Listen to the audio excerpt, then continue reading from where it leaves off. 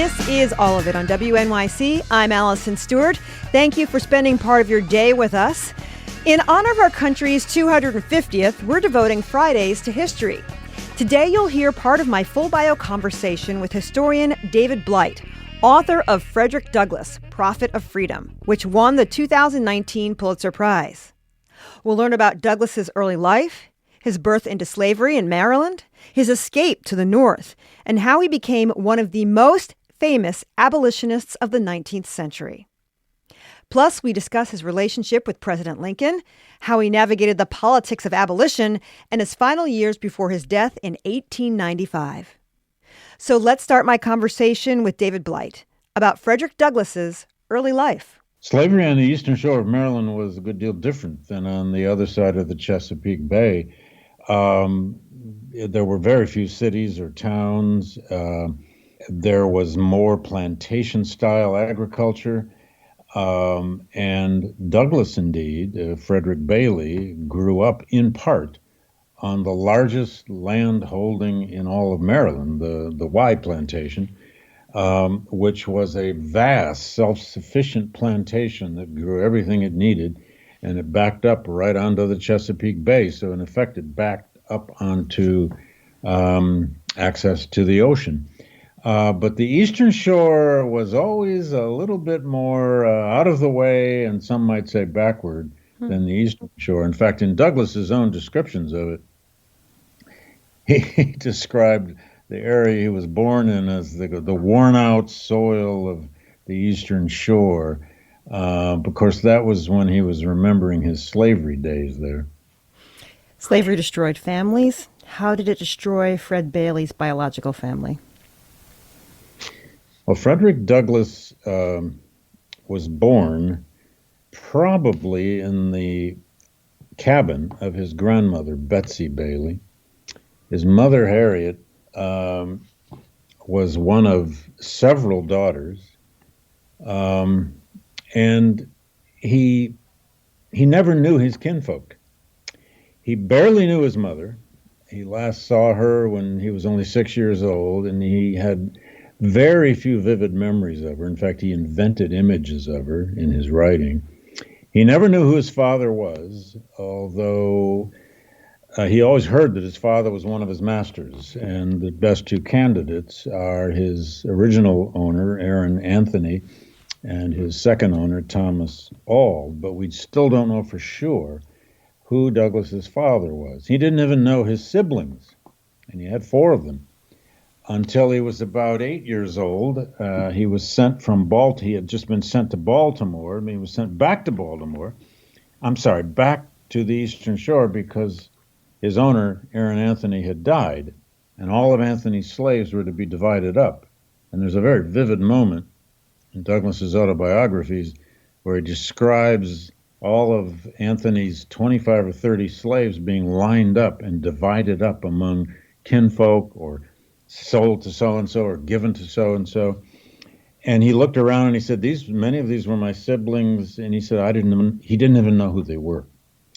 Now, he was sent back to Baltimore at that point, which was one of the several strokes of luck in his life, to be, in fact, he was given to Thomas Auld, and who was related to Aaron Anthony. But anyway, Douglass's kinfolk and family, if you will, was destroyed by slavery. In fact, he had little in the way of any sense of family until after he escaped from slavery at age 20 and made his own family. In fact, one of the great themes of Douglass's early life, and for that matter throughout his life, was this search for home, this sense of a search to know what home was, where it was, and indeed who his kinfolk actually were. He will actually spend the rest of his days, to the age of 77, trying to figure out who his father was. But he never really did conclusively know his paternity. You write about a savage beating of his aunt. How did that change him? He sees his Aunt Hester beaten by his owner, Aaron Anthony, who was possibly his father. her naked back. She is strapped up to a wall. Anthony did not know that little Fred was in the room. Little Fred was 6 years old and hiding in a crawl space next to a fireplace in the kitchen house at the White House plantation. He sees his aunt beaten bloody because, according to Douglas's remembrance, she had rejected Anthony's sexual advances. She was only a late teenager at that time, and Anthony was known to abuse his women slaves, and in this case, brutally abused her. Douglas saw that. He saw the blood drip on the floor. He vividly describes it in the autobiography and makes a great deal of anti-slavery propaganda about that beating. It's not the first, and it's not the last beating he will see, and indeed he will receive any number of beatings himself. Mm-hmm. But he turns that blood and that violence in his writing, into a metaphor of at least one aspect of the very depths of what slavery could do to human beings, to both their bodies and their minds. There are a few moments when Frederick Bailey catches a small break. It actually turns out to be a huge break, I should say, because he's sent to Baltimore. He's loaned out to Baltimore, and he encounters a woman who has never had a slave before, Sophie Auld. How did her initial treatment of him change him forever? And I think we should point out, she starts to teach him to read. Oh, yes. Sophia Auld was his mistress, white mistress in Baltimore, where he is sent when he's 7 years old. And in the first year and a half or so that he was there, he was supposed to be there to be the companion of the Auld son, whose name was Tommy. And that's fine. But he was obviously a bright kid, this Fred was. And Sophia Auld took him in. According to Douglas, later, she took him in like another son. And she began to teach him to read and write. She taught him his letters. She read out loud with him. She allowed him to collect other kinds of reading. She read the Bible with him. And that is how he learned his initial literacy until Sophia's husband, Hugh Auld, came in one day and saw her teaching little Frederick to read and allowing him to recite. And according to Douglas, his memory of it was that Auld vehemently instructed his wife, "You shall never teach that kid to read again. If you give an N word an inch, they'll take an L," according to Douglas, and forbade his wife to teach literacy. Douglas has a wonderful reminiscence of that in the second autobiography, where he says, that was the first anti-slavery speech I ever heard. He decided on the spot. He tells us that if Auld thought reading was so terrible, then maybe it's something he ought to get. Of his 20 years as a slave, he spent 11 of those years on the Eastern Shore, but he spent 9 of those years on and off in Baltimore, a city that was a major port to the ocean, a major maritime center, a city in which he encounters all kinds of other people, and a city in which he got very involved in the large free black community of Baltimore. There were far more free blacks in Baltimore than there were slaves. It's there that he meets Anna Murray, who would be his first wife. And it was in Baltimore where he had enough freedom of movement, not only to plan an escape, but to begin to imagine his way out of Baltimore. And the escape plan was simply, although it was incredibly dangerous, and it took enormous bravery to do it, he dressed as a sailor. He jumped on a train one morning, all perfectly planned for when the train would leave, with his little trunk. He had borrowed the identity papers of a black sailor who was retired. And he took 3 trains and 3 steamboats or ferry boats. He crossed 3 major rivers, and in about 38 hours from Baltimore, he arrived at the base of Chambers Street in Lower Manhattan, in New York City. Had he been caught, we wouldn't even know about him. He'd have been sent back to Baltimore and probably finally sold south somewhere into cotton slavery. But that escape worked. It not only worked, within 2 days, he found his way to the house of David Ruggles, who operated a kind of vigilance group in New York City to protect fugitive slaves. It was from there he wrote a letter back to Baltimore. We don't know who that letter went to because Anna was not literate. But somebody got the word to Anna that he was safe in New York and that she was to come. This was all pre-planned. She had her bags packed, and she managed to buy a ticket. Same 3 trains, same 3 ferry boats, and she arrived in New York City in the same 38 hours, and they got married in the parlor of David Ruggles, only a matter of 5 days after he had escaped out of Baltimore. And New York friends, if you'd like to go see where that was, there's a lovely plaque at 36 Lispenard Street, right on the corner of Church Street there. What advice does David Ruggles give Fred Bailey? Now that he's arrived in New York, he's got to make a life. Well, he tells him first, get the hell out of town.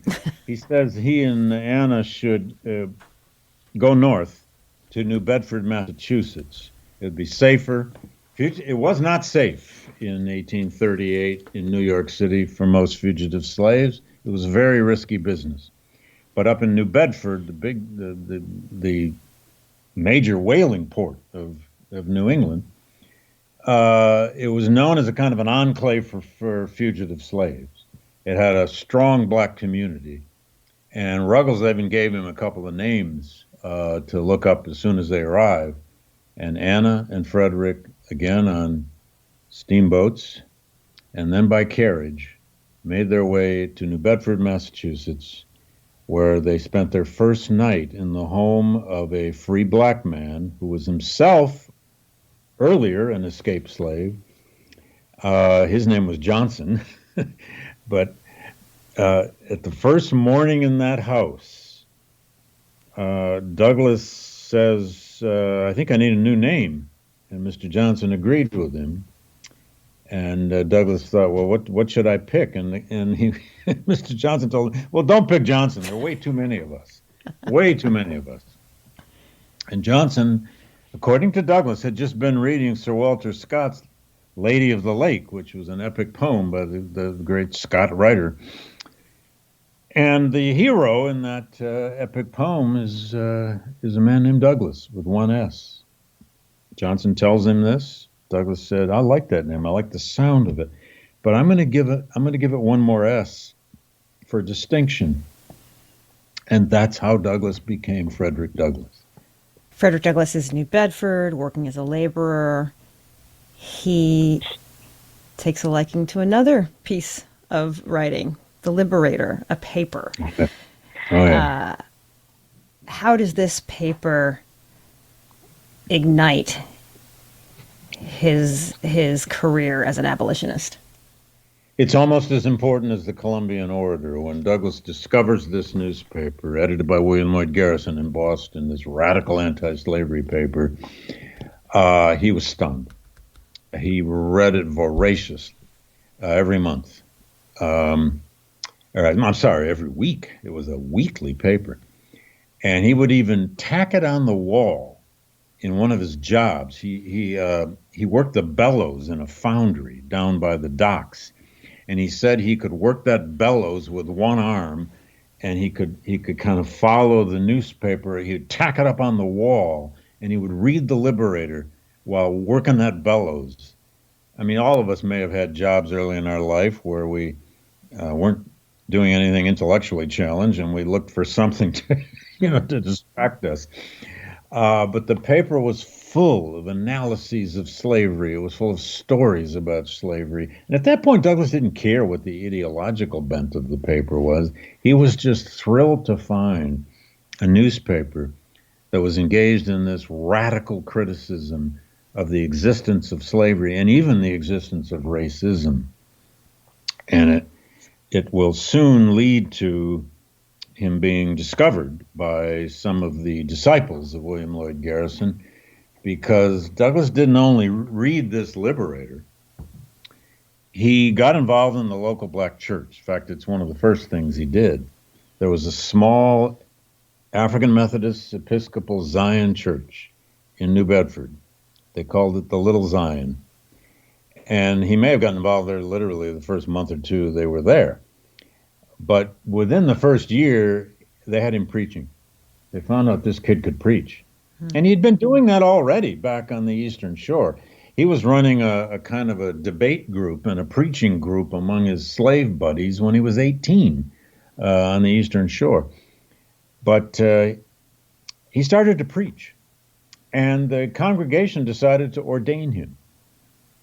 In the AME Zion Church at that point, you could be ordained as a preacher just by the congregation getting together with its elders and declaring you a preacher. He was invited in the late summer, 1841, when he's 23, to take the steamer out to Nantucket, to an anti-slavery convention on Nantucket Island.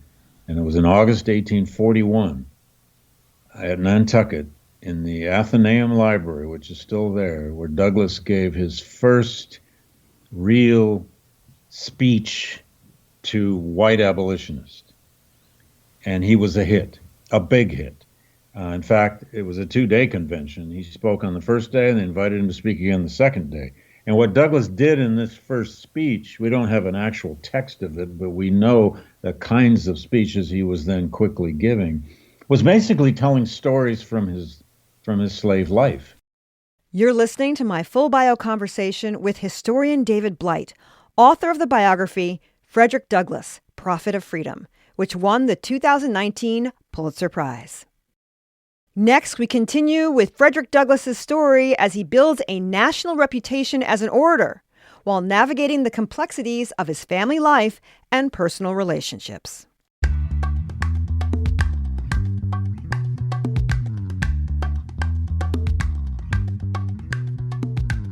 This is All of It on WNYC. I'm Allison Stewart. We're back with more of my conversation with David Blight, author of the Pulitzer Prize-winning biography, Frederick Douglass, Prophet of Freedom. In this part, we pick up Douglass's story as he emerges as one of the nation's most powerful public speakers. His words and the deeply personal way he delivered them were bold and unusual for their time. To get a sense of their power, let's listen to an excerpt from one of his most famous speeches delivered on July 5th, 1852. What to the slave is the 4th of July? Here's actor Philip Darius Wallace with a dramatic reading recorded for the U.S. National Archives. You proclaim before the world, and before the world proclaim, we hold these truths to be self-evident, that all men are created equal and have been endowed by their Creator with certain inalienable rights, and that of life, liberty, and the pursuit of happiness. Yet you hold in bondage a 7th part of the inhabitants of your country. The existence of slavery in this country brands your republicanism a sham, your humanity a base pretense, your Christianity a lie. It destroys your moral power abroad. It corrupts your politicians at home. It saps the very foundation of religion. It makes your name a hissing. Now, Douglass was not beloved by everyone. Sometimes he was chased and beaten, his home was attacked, and one time in Battery Park, right here in New York City, he was surrounded by a mob for even daring to walk with a white woman. But these events never stopped him from traveling the nation and across the pond to England and Ireland to give speeches on the evils of slavery and the importance of abolition. I asked David Blight what void Frederick Douglass filled in the anti-slavery movement with his writing and oratory skills. Well, if it's a void he's filling, he's not the first, but he certainly became the most prominent former slave, Black American, to stand up on the platforms, out in park-like settings, in pulpits of churches, in town halls and city halls. He became the witness, the former slave who could tell his story of enslavement, who could tell about the potential psychological destruction of the slave system.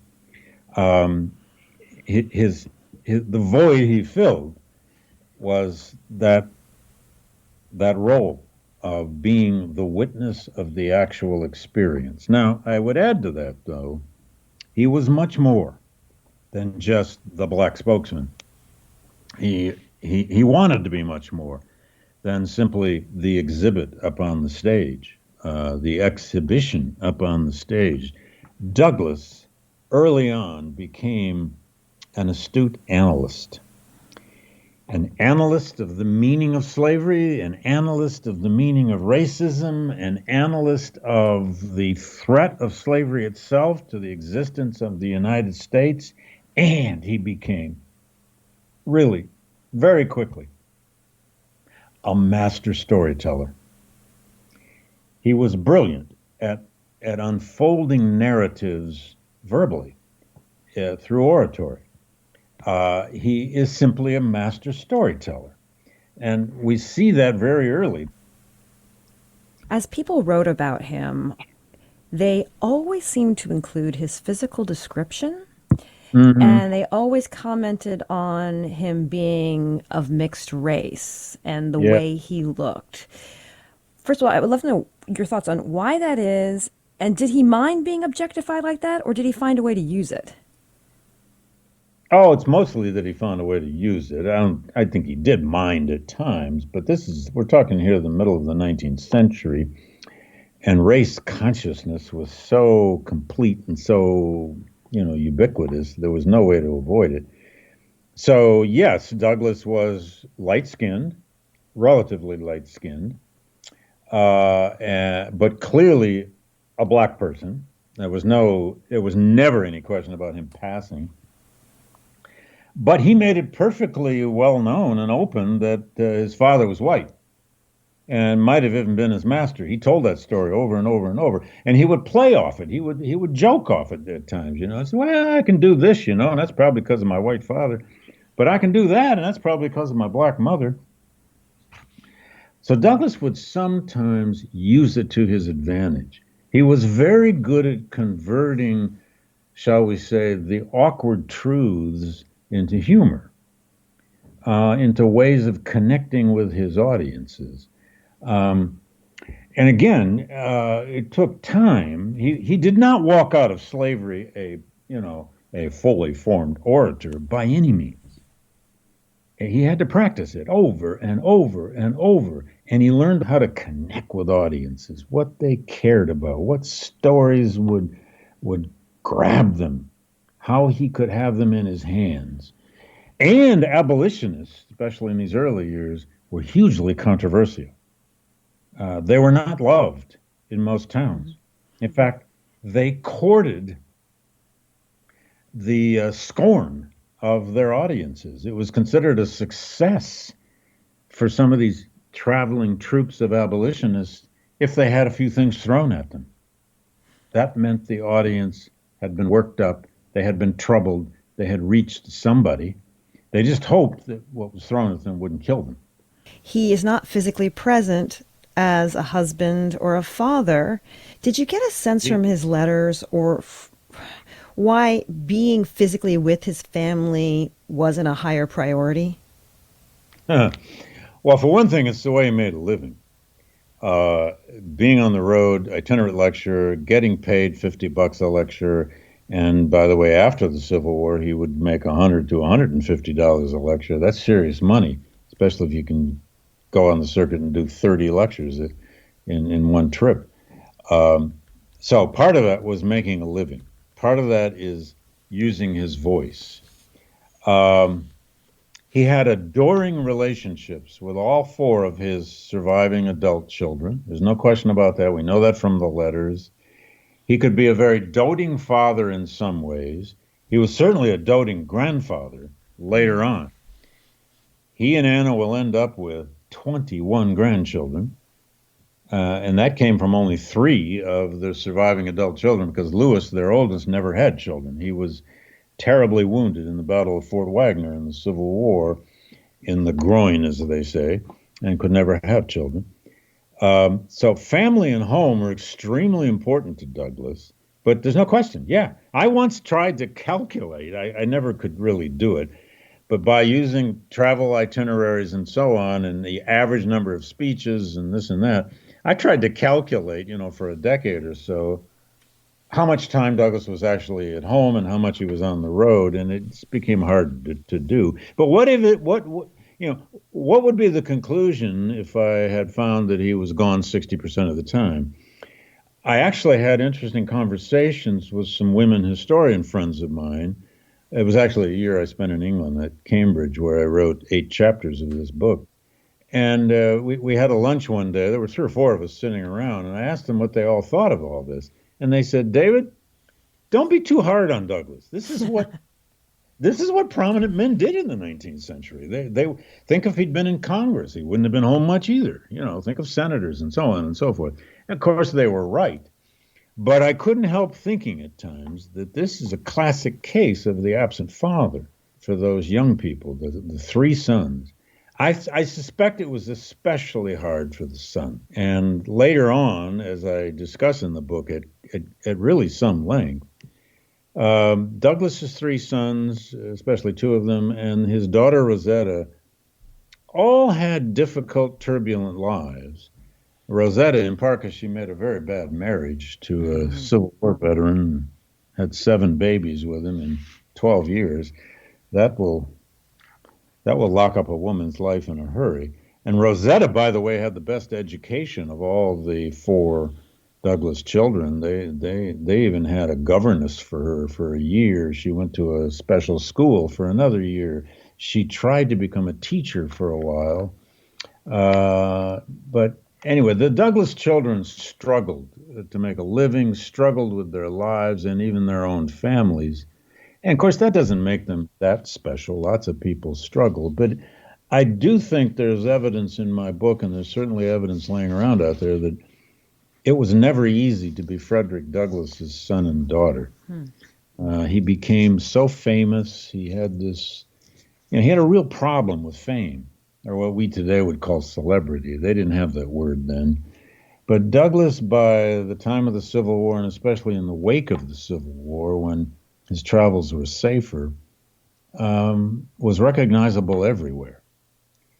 Frederick Douglass had various relationships with different women, different levels of intimacy. Some of his relationships were professional. He was at Seneca Falls. He knew Susan B. Anthony. He had collaborated with Ida B. Wells during the course of his life. We mentioned earlier Julia. You have a whole chapter, My Faithful Friend Julia. That's Julia Griffith, the British abolitionist. Perhaps the most curious is his relationship with, and I'm going to let you say her name because I'm not sure how to pronounce it. It's Ottilia Ossing. Ottilia Ossing, a German-born activist who moves to the States, moves to Hoboken, New Jersey, and essentially moves into Frederick Douglass's life. How would you describe their relationship? Turbulent,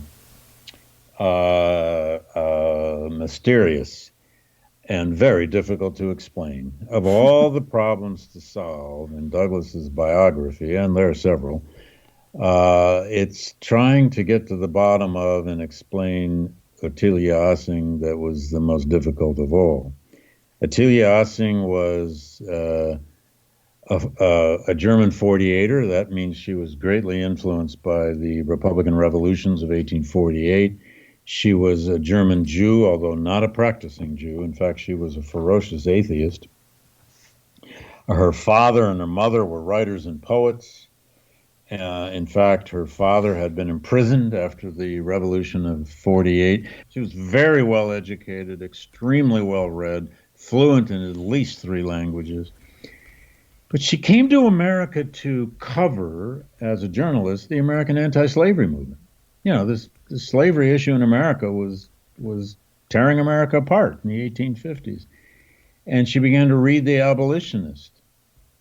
And when she read Douglas's second autobiography, My Bondage and My Freedom, in 1855, she was knocked out of her shoes, so to speak.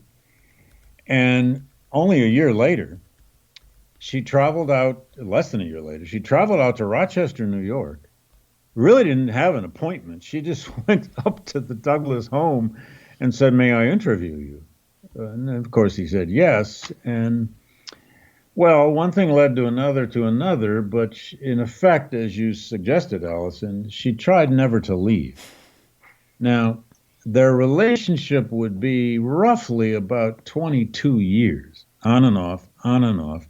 But she would go out to Rochester, where the Douglases lived, and spend summers as a sort of friend of the family. I could go on and on about this. Was it a sexual relationship? Probably. I can't prove even that. And I have a colleague in this field whom I have enormous respect for, Lee Faught, who wrote a book called The Women in the World of Frederick Douglass. It's a brilliant book. I highly recommend it. She doesn't believe it really was a sexual relationship, and we've had wonderful, fun arguments about all that. At the end of the day, it may not matter. What Ossing was, though, clearly, again, not unlike Julia Griffiths had been, she clearly was an intellectual companion. But here's the problem. She was also, and it must be said, as I say in the book, an extraordinarily difficult and arrogant woman. She hated Anna Douglas and said so in these letters to her sister back in Europe, said so in ugly language. She also was very critical of Douglas's adult children, even though she became fairly close with them. She was always wrapping them in these private letters for being, quote, leeches on their father, and so on and so forth. In effect, Ossing, at least in these letters, resented anybody that got between her and Douglas. Mm-hmm. You're listening to my full bio conversation with historian David Blight, author of the biography Frederick Douglass, Prophet of Freedom, which won the 2019 Pulitzer Prize. Next, in our final installment, we look at Douglass's political life, his support for the Republican Party, his later years, including his service as a U.S. minister to Haiti, and how the world responded to his death in 1895.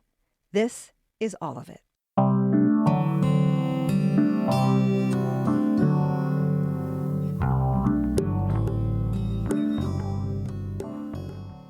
You're listening to All of It on WNYC. I'm Allison Stewart. Today is History Friday, and we're wrapping up my full bio conversation with historian David Blight, author of Frederick Douglass, Prophet of Freedom, which won the 2019 Pulitzer Prize. In this final installment, we talk about Douglass's political life, his support for the Republican Party, his later years, and how the world responded to his death in 1895. I began by asking David Blight whether he considered Douglass a political figure leading up to and during the Civil War. Oh, yes, he's an enormously political figure. Politics, though, like for all of us, for Douglass, was a learned instinct. He came of age as a Garrisonian abolitionist. He was supposed to denounce politics and denounce voting. Well, he's not doing that any longer by the early 1850s. Douglass became in the 1850s in his newspaper an extraordinarily astute analyst of American politics, and especially of the question of slavery in American politics. He desperately wanted to wield influence if he could. The trouble is he couldn't, by and large. He was on the circuit giving lectures and speeches, but he was never inside any particular political body. However, with the Civil War and its revolutionary transformations, he begins to get inside the politics of the Republican Party. He's not at first, but eventually he is, especially after emancipation, especially after his 3 meetings with Abraham Lincoln. It was almost a fourth. And Douglass becomes, by the end of the Civil War, and certainly in the early years of Reconstruction, that fascinating example, at least I made this a major theme of my book. He is the old radical outsider who becomes a kind of political insider. But even when he got inside, to some degree, with Republicans during Reconstruction and in the wake of Reconstruction, and then when he even got 3 federal appointments, one as Marshal of the District of Columbia, another as Recorder of Deeds for the District of Columbia, and third as U.S. Minister to Haiti in 1889. He had relationships with every Republican president. Let's talk about. I want to talk about those presidents. Let's dive into that. Let's start with Lincoln. In a chapter titled "The Kindling Spirit of His Battle Cry," we learn about Douglas and Lincoln, a relationship you describe as difficult but eventually historic. How did they view one another initially? Well, at arm's length, at least. In fact, Douglas was a ferocious critic of Lincoln in the first year, even year and a half of the Civil War, until Lincoln finally came out publicly for emancipation with the preliminary Emancipation Proclamation in September of 1862. Douglas's struggle the first year of the Civil War was whether to trust the Republicans, whether they really were as anti-slavery as they seemed to portray themselves. The Democrats are just pummeling the Republicans as the party of emancipation and doing pretty well at it. Lincoln invites Douglas as the, principal spokesman of Black America to the White House. They have probably a full hour meeting at which Lincoln asked Douglas, looked him in the eye, and wanted him to be the chief agent of a scheme that would funnel as many slaves as possible out of the Upper South into Union lines and into the northern states and into some version of legal freedom before Election Day, in case Lincoln wasn't reelected. And Douglas, I'm convinced, sat there and probably looked back at Lincoln and just was speechless. Probably didn't know what to say. He was being asked to organize some kind of John Brown style system to funnel slaves out of the South. Douglas didn't have a clue how he was supposed to do that. All he was told was, the War Department and the Army will help you. He goes back to Rochester, and for almost 2 weeks, he starts sending letters and telegrams to his friends and abolitionists and people who'd been recruiters of black troops. And here's what we're going to do. I don't know how, but here's what we're going to do. But he was saved. None of this ever happened because of what happened on the ground in the war. And Northern morale changed for the better. And Lincoln's reelection by September and into October looked much, much more likely. The last time they will meet is, of course, right after the second inaugural address. Douglas was in the crowd. And after the speech, which Douglas thought was fantastic, he went on to Pennsylvania Avenue and he just walked all the way to the White House following the presidential carriage. He didn't have an invitation, but he just got in line. He put through his card. He said, I'd like to come into the reception. And they said, no, sir, you can't. And Douglas tells us that he said, well, tell President Lincoln that Frederick Douglass is out here. 2 minutes later, the police came back out and said, yeah, come on in. And in the East Room, in a big reception, they spy each other. Lincoln comes over to Douglas. And according to Douglas's recollection, Lincoln asked Douglas what he thought of the speech. And Douglas tells us that he told the president, no, sir, it doesn't matter what I think. Attend to all of your guests. And Lincoln said to Douglas, no. I want to know what you think. And Douglas tells us, he said, Mr. President, that was a sacred effort. Now, that's a very good description of that speech. It's a very biblical speech. It's a very Old Testament speech. And then, of course, Lincoln was assassinated 1 month later. But from that point on, Douglas will campaign for every Republican candidate for president the rest of his life. Grant, Twice, Hayes, Garfield, and Harrison, and so on and so on. He became a stalwart of the Republican Party in the sense that he supported the Republican candidacies no matter who it was. Can we talk about Andrew Johnson for just a moment? Sure. Douglas said of Johnson, whatever Andrew Johnson may be, he is no friend of our race. It's incredibly vivid in your book, a very public argument. I don't know, what should we call that? A very public back and forth between the two men. What came of this fight?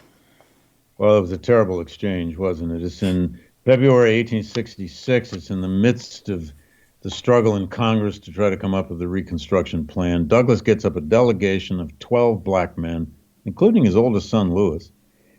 They got an appointment at the White House to meet with the president, Andrew Johnson. And they went with various pleas and ideas they wanted to discuss, especially the right to vote. But they never even got to speak, really. Johnson held forth and preached at them, in effect, for about 45 minutes. He told them if it weren't for your people, this war wouldn't even exist. This can never be a country that's truly biracial.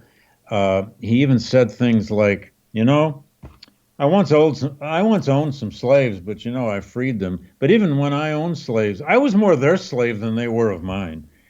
And it got worse from there. And Douglas kept trying, as the leader of the delegation, this is at the White House. Douglas kept kind of raising his hand, and he would say, "But Mr. President, may we?" And Mr. President, and at one point Johnson said, "Be quiet, I'm not finished." And it just deteriorated from there.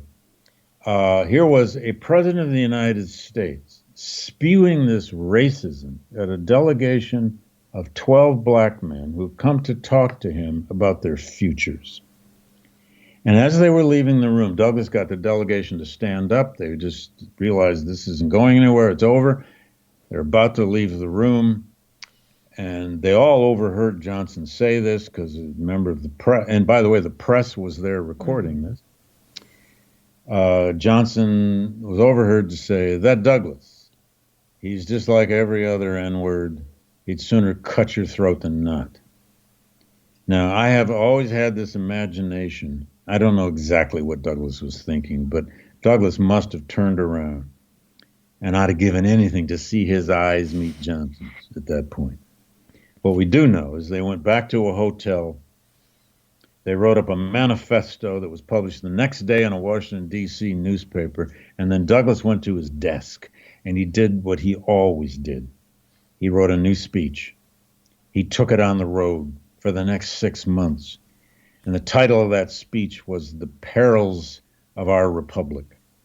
And he developed not just a critique of Andrew Johnson, he skewered Andrew Johnson as the great danger to the future of American democracy.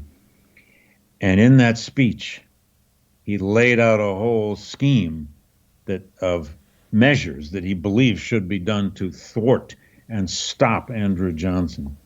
And there's no question, Andrew Johnson was the worst possible thing that ever happened to the potential of the future of black rights. He was, above all, a virulent white supremacist. When the great dream of emancipation manifested in the 13th, 14th, and 15th Amendments is being defeated by the white South, and then kind of defeated again in the late 1870s and into the 1880s, Douglas is still trying to organize, as many others were, black conventions and black organizations and black protests up until 1883, when there was this devastating Supreme Court decision, the so-called civil rights cases of 1883, which in effect neutered the 14th Amendment, or all but abolished the 14th Amendment in terms of enforcement.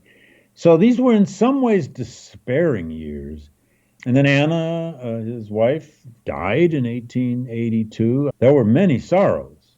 There's Anna's death, but of their 21 grandchildren, I forget the number right now, about 13 of them died in their childhood.